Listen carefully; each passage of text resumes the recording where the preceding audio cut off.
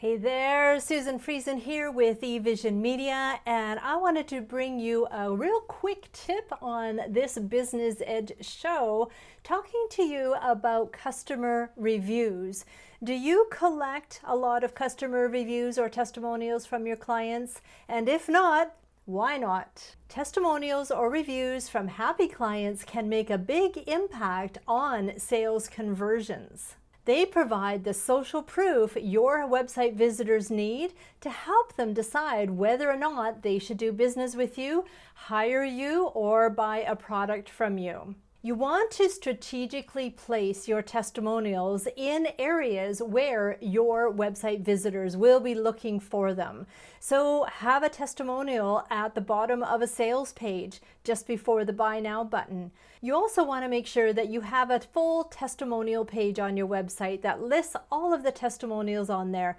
Believe me, people do go and visit those pages. They want to know, is this safe? Is this person safe to work with? Is this business somebody that I can trust? And they will get that sense by reading those testimonials on that page. Now, of course, you can't forget to ask for a testimonial. How many times have you forgotten to ask a very happy client for a testimonial? It's got to be a part of the whole deliverable process. At the end of the day, ask for testimonials.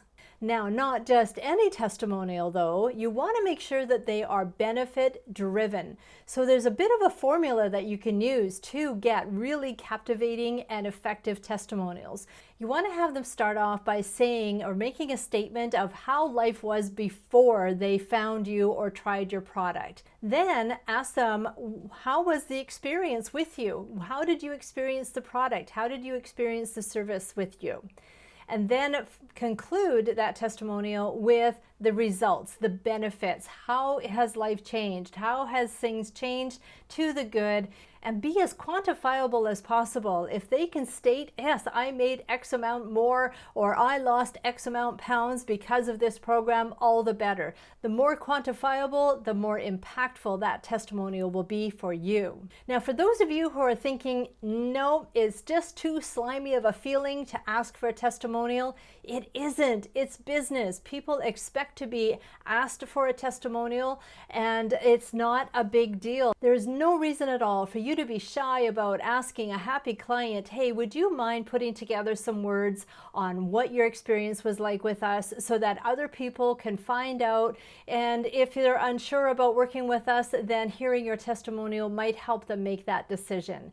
People aren't going to be turned off by that, but you do need to make it simple for them. Don't make it an elaborate process. Make it as simple as possible. Give them some prompts on what they can say. I mean, heck, you could even write the testimonial for them if you know that this person is very busy, and just pass it by them and say, make any edits at all. And if you don't like this at all, no problem. We don't have to use it. You could make it as simple as that. And at the same time, don't forget about Google and Facebook and LinkedIn reviews and testimonials. Those are super important now for the social proof that people are looking for nowadays. And if you're on Yoast or any of those other third-party type of review sites, make sure that you ask people there also to leave their review. Those are really important for you and your business. So, do you collect testimonials and reviews from your clients, or have you shied away from that process? Let me know in the comment section, and also let me know if you have any questions at all about testimonials. I'd be happy to answer.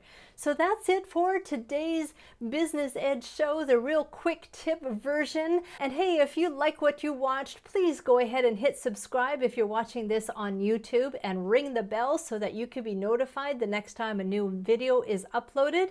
I would really appreciate that. And until next time, I'll talk to you later. Bye for now.